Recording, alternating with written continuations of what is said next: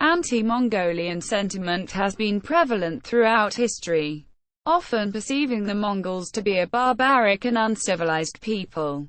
Russia. Russian Empire. Tsardom of Russia. Russian Empire. Soviet Union. Capitalist and Communist China performed many genocide actions against the Mongols. Assimilate. Reduce the population. Extinguish the language, culture, tradition, history, religion and ethnic identity. During Imperial Russia, Tsar Peter the Great said, "The headwaters of the Yenisei River must be Russian land." Russian Empire sent the Kalmyks and Buryats to war to reduce the populations. World War I and other wars. Soviet Russia. Soviet Russian scientists attempted to convince the Kalmyks and Buryats that they're not the Mongols during the 20th century.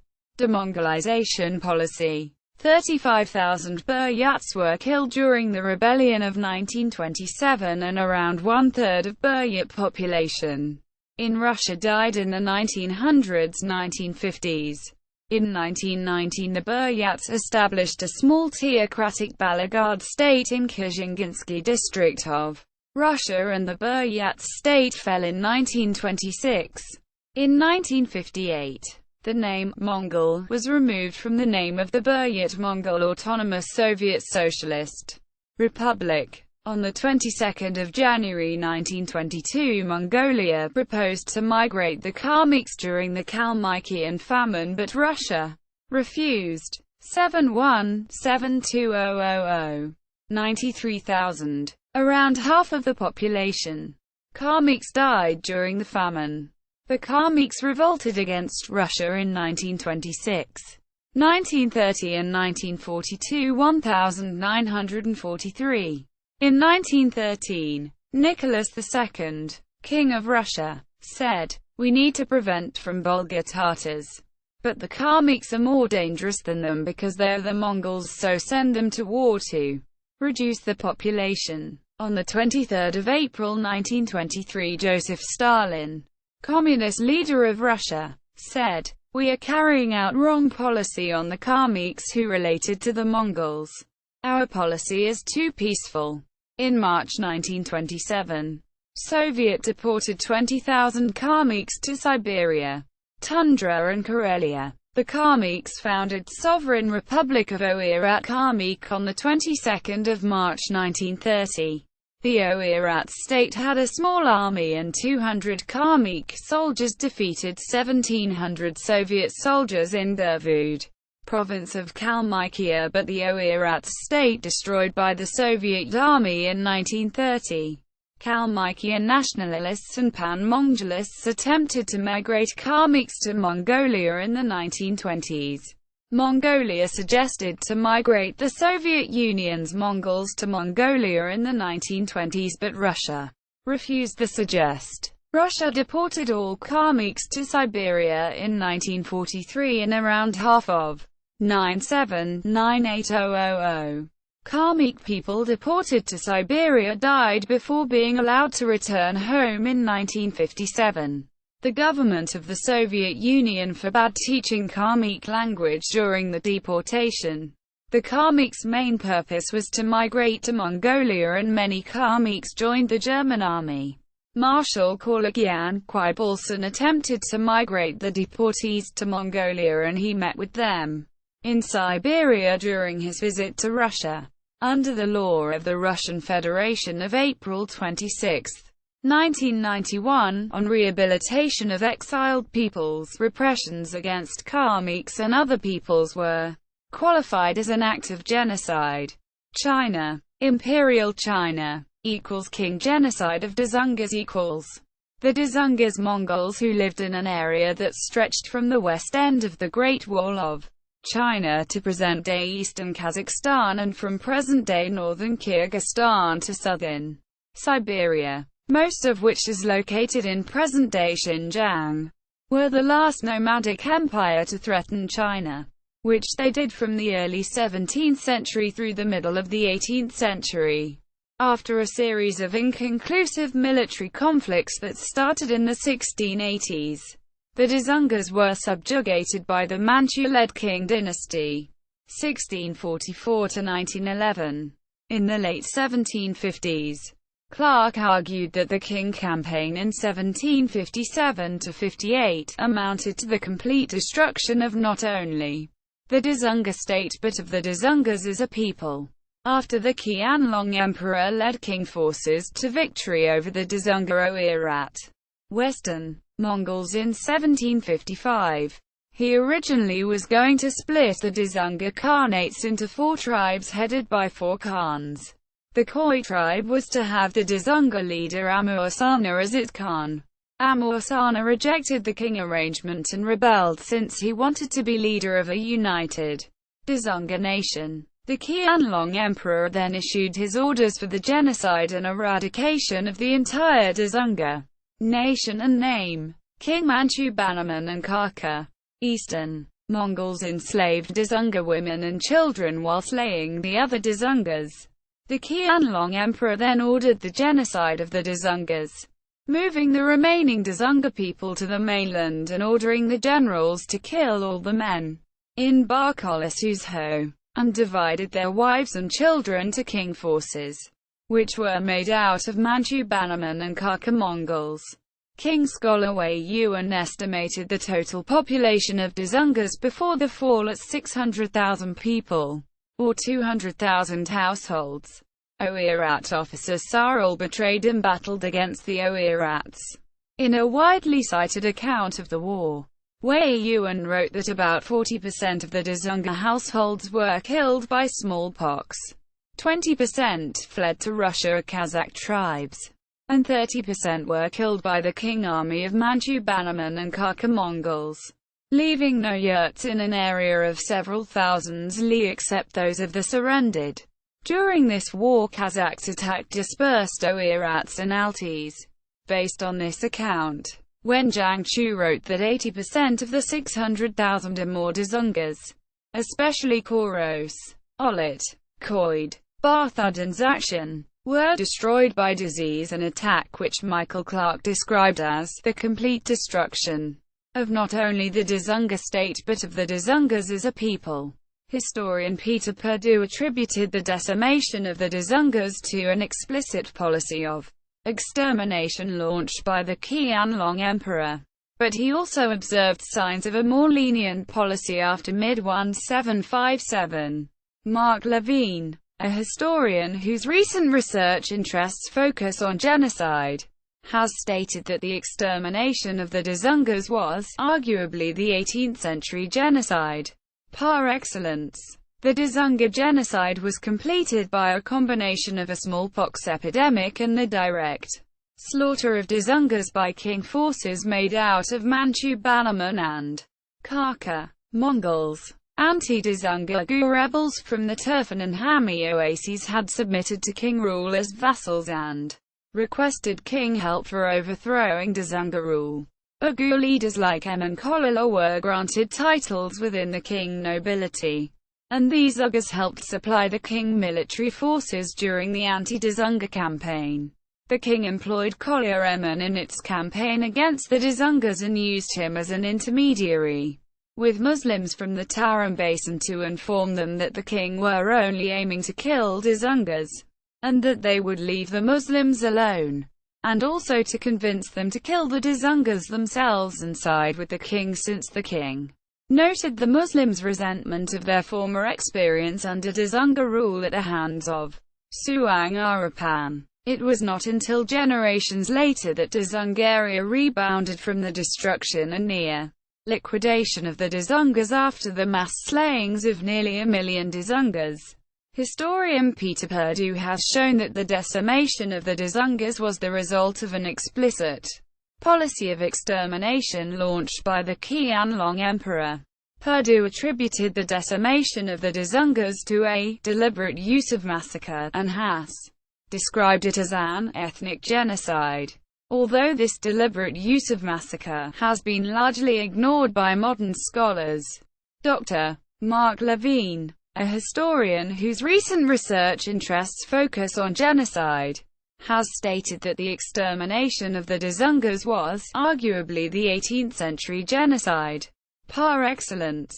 Quote, the Qing final solution of genocide to solve the problem of the Dzungars made the Qing-sponsored settlement of millions of Han Chinese, Hui, Turkestani Oasis people, Uyghurs, and Manchu Bannermen in Dzungaria possible.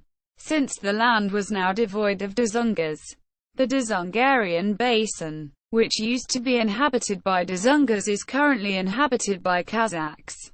In northern Xinjiang, the Qing brought in Han, Hui, Uyghur, Xibe, in Kazakh colonists after they exterminated the Dzungar Oirat Mongols in the region, with one-third of Xinjiang's total population consisting of Hui and Han in the northern R, while around two-thirds were Uyghurs in southern Xinjiang's Tarim Basin. In Dzungaria, the Qing established new cities like Urumqi and Yining. The Qing were the ones who unified Xinjiang and changed its demographic situation.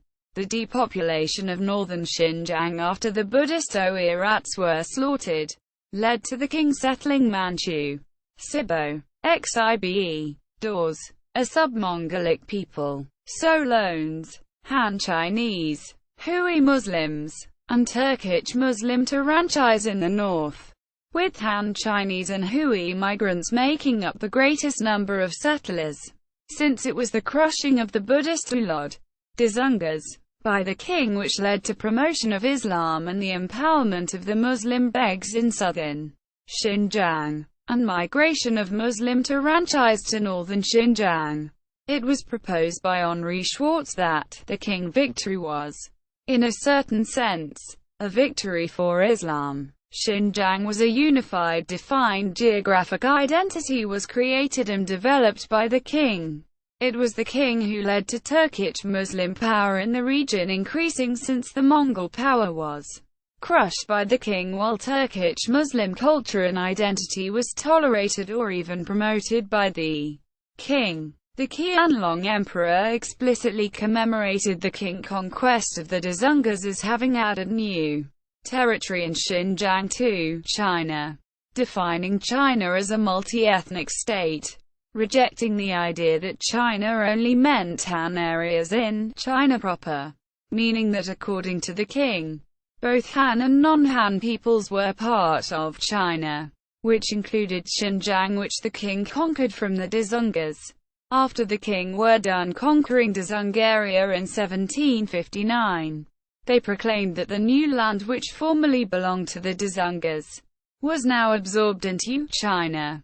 Dalimbai Gurun. In a Manchu language memorial, the Qing expounded on their ideology that they were bringing together the outer, non-Han Chinese, like the inner Mongols, Eastern Mongols, Oirat Mongols, and Tibetans together with the inner Han Chinese, into one family, united in the Qing state, showing that the diverse subjects of the Qing were all part of one family. The Qing used the phrase Zhonghuayi Jia, or Neihuayi Jia, interior and exterior as one family, to convey this idea of unification of the different peoples.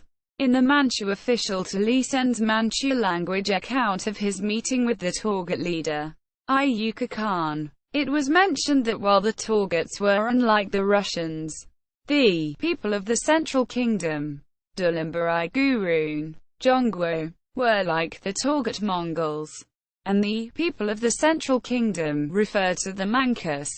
The Inner Mongolian Chahar leader Ligdan Khan, a descendant of Genghis Khan, opposed and fought against the Qing until he died of smallpox in 1634. Thereafter, the Inner Mongols under his son Ajay Khan surrendered to the Qing and was given the title of Prince Qinhuang, and Inner Mongolian nobility became closely tied to the Qing royal family and intermarried with them extensively. Ajay Khan died in 1661 and was succeeded by his brother Abunai. After Abunai showed disaffection with Manchu Qing rule, he was placed under house arrested in 1669 in Shenyang, and the Kangxi Emperor gave his title to His son Borny Abunai then bid his time, and then he and his brother Lubzung revolted against the king in 1675. During the revolt of the three feudatories, with 3,000 Mongol followers joining in on the revolt. The revolt was put down within 2 months. The king then crushed the rebels in a battle on April 20, 1675, killing Abunai and all his followers. Their title was abolished. All Mongol royal males were executed even if they were born to Manchu king princesses. And all Mongol royal females were sold into slavery except the Manchu king princesses. The Mongols were then put under the direct control of the king-emperor, and like the other inner Mongol leagues which maintained their autonomy. Jindandao massacre of Mongols =. Ordinary Mongols were not allowed to travel outside their own leagues. During the 18th century, growing numbers of Han Chinese settlers had illegally begun to move into the inner Mongolian steppe. By 1791 there had been so many Han Chinese settlers in the Front Gorlos banner that the Jasuk had petitioned the Qing government to legalize the status of the peasants who had already settled there. The first half of the 19th century saw the heyday of the Qing order.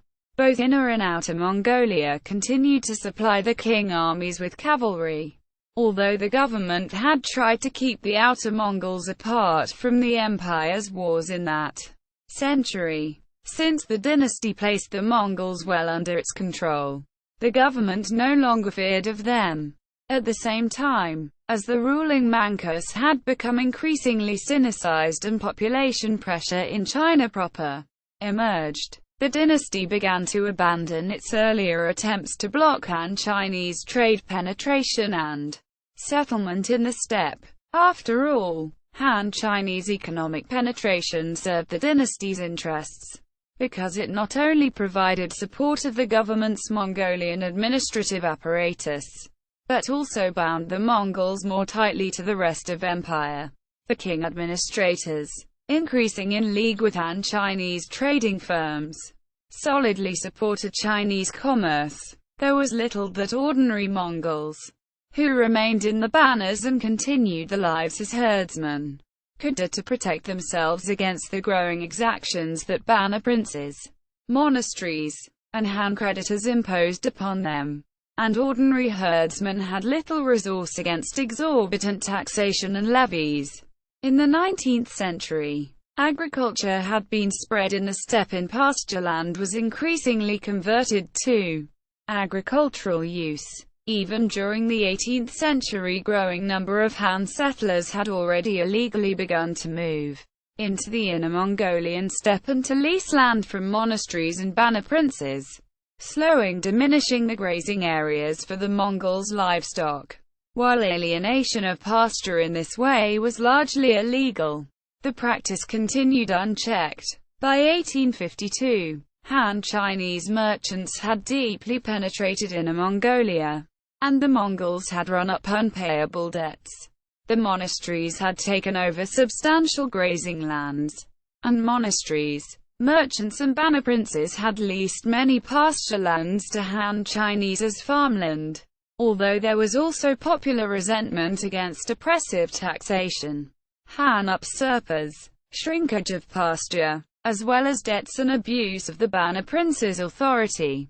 Northern parts of what are today's Chinese provinces of Shaanxi, Shanxi and Hebei were ethnically cleansed of Mongols, with the erasing of nomadic minorities' legacies in these regions so as to dispel the notion of borderlands as traditionally Mongolian inhabited.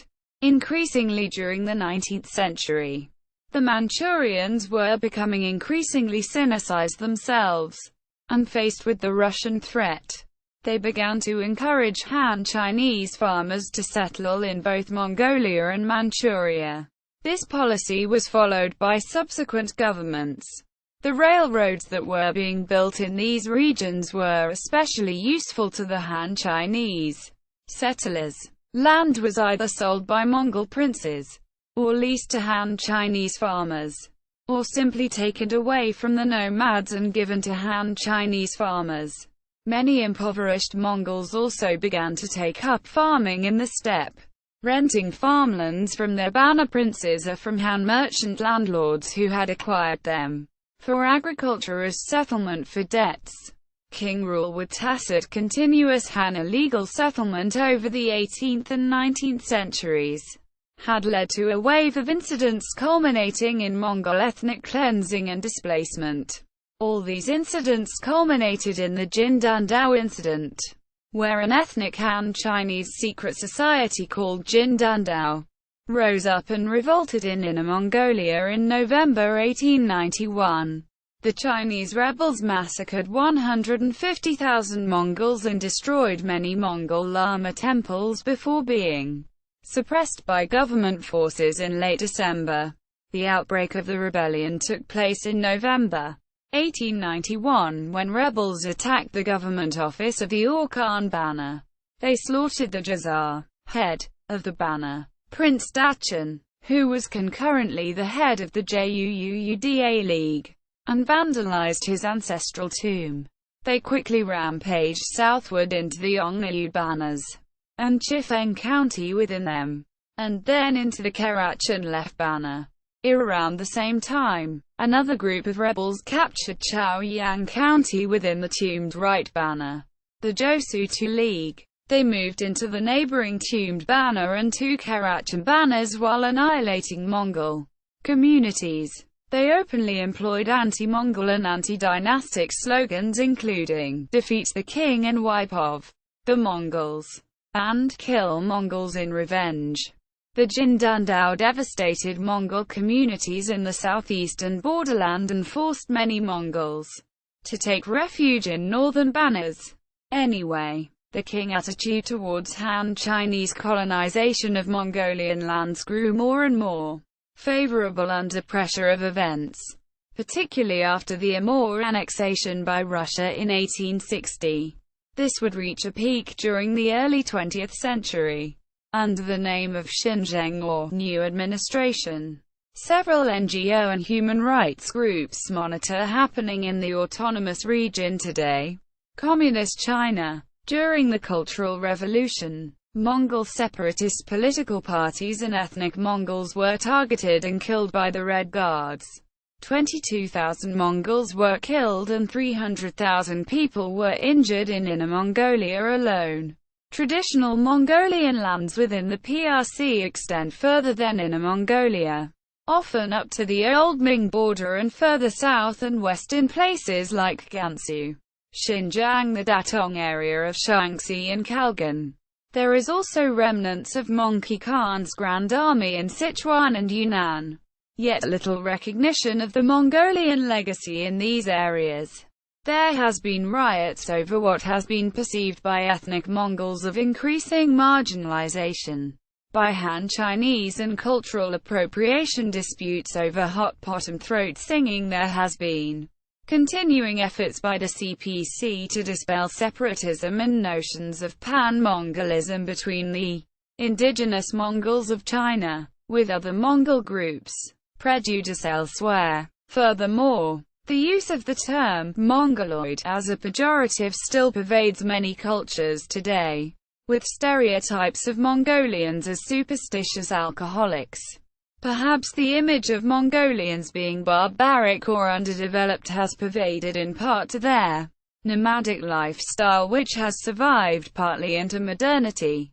The term Mong or Mongoloid for someone who has Down syndrome has till recently been used in the UK. Also common in the UK and other European countries, Mongolians are uncouth or rapists, with Genghis Khan often used as synonym or insult for barbarianism. In Afghanistan, the Hazara ethnic minority, descendant of the Mongol hordes, have often faced racial abuse and prejudice for being of Mongolian descent, as explored in the novel The Kite Runner. Mongolic peoples have also received prejudice over the ages for their practice of traditional customs and shamanism as backwards or paganistic, along with their historical willingness to embrace multiple faiths at the same time.